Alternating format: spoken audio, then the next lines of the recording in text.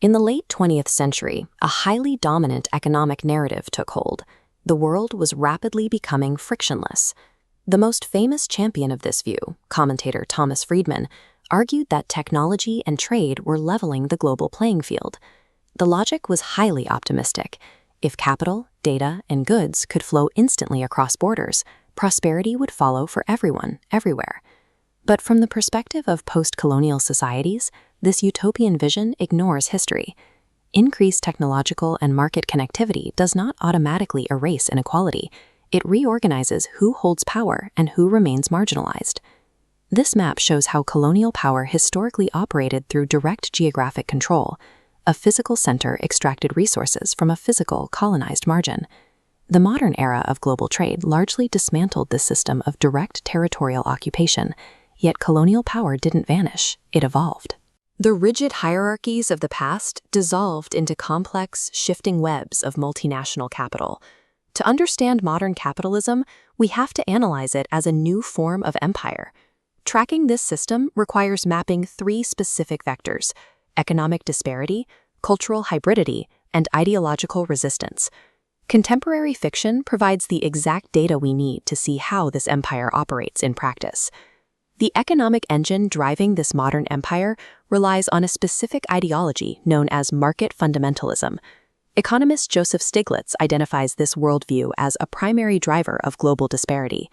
He points out that unrestricted global markets and international financial institutions are structured in a way that actively disadvantages developing nations and their poorest citizens. Journalist P. Synath takes this critique further. He shows how this ideology crosses cultural boundaries to elevate economic growth and consumer choice as supreme values, while human suffering is largely ignored. This creates a glaring paradox. Global capital builds gleaming, hyper-modern urban centers, yet ignores the marginalized communities living right outside their doors. As Noam Chomsky argues, the gains and losses of globalization are not accidentally uneven. They are distributed this way by corporate design. Market fundamentalism is not a natural economic law. It is a constructed political ideology that engineers inequality in the post-colonial world. Contemporary post-colonial fiction serves as a dataset to expose these economic realities on a human scale. Author Aravind Adiga tackles this directly in his novel The White Tiger. This split screen illustrates the novel's stark geographic and class binary, the prosperous, globally integrated India of light, contrasted against the impoverished, static India of darkness. Adiga illustrates the mechanics of this disparity through the metaphor of the rooster coop, a systemic mechanism of economic containment that uses fear, social hierarchy, and family responsibility to keep laborers permanently trapped. The protagonist, Balram, eventually escapes this servitude. His resistance requires a morally complex, violent rejection of the social order imposed upon him. The novel exposes a flaw in the flat world myth. A nation can achieve massive macroeconomic growth, while its capitalist system actively excludes millions from basic upward mobility. This new empire also exerts significant psychological control over those who find success within its networks. Theorists Michael Hart and Antonio Negri describe contemporary global power as a decentered empire. This network shows how direct colonial occupation has been replaced by the flexible, transnational hierarchies of multinational corporations. In Mohsen Hamid's The Reluctant Fundamentalist, we see how an individual functions within this structure. The protagonist, Cengiz, operates as a highly efficient node inside one of these corporate networks, navigating between his Pakistani heritage and elite American finance. Initially, Cengiz appears to be the perfect product of globalization, highly educated, hypermobile, and fully assimilated into Western corporate life. His firm's defining mantra, "Focus on the fundamentals," reflects a corporate worldview that strips away human complexity and local realities, reducing everything down to pure economic value. To function efficiently, global capitalism demands that post-colonial subjects ideologically and psychologically assimilate.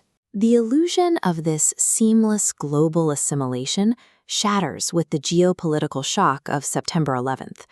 In the aftermath, Cengiz's position in America radically deteriorates.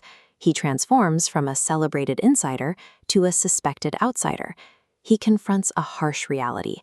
Despite his Princeton education and corporate utility, his acceptance in the West is highly conditional. This triggers a profound crisis. He is caught between a Pakistani identity he cannot erase and an American identity that suddenly rejects him. His growing disillusionment evolves into a powerful form of intellectual resistance against the assumption that Western capitalism represents the universal model of success. His trajectory demonstrates that global mobility and professional wealth do not guarantee cultural acceptance or political belonging.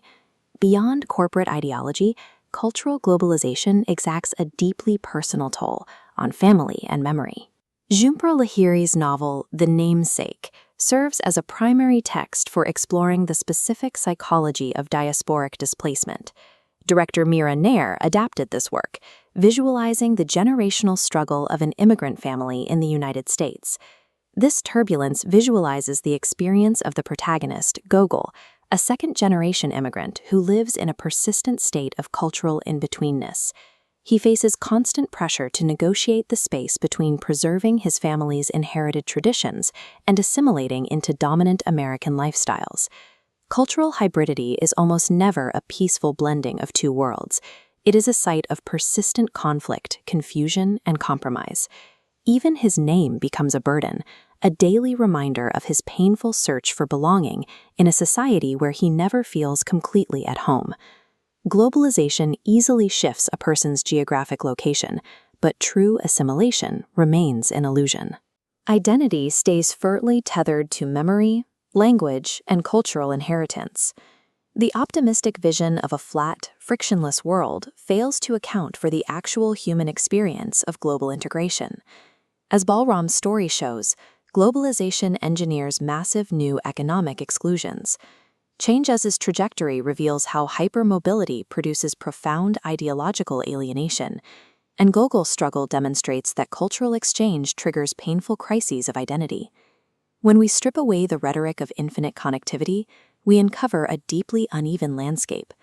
The formal era of territorial colonialism has ended, but its architecture of domination simply evolved into a decentralized, networked format. Critical postcolonial inquiry is not a study of the past. It is an essential tool required right now to expose the inequalities and conflicts hidden behind the language of global progress.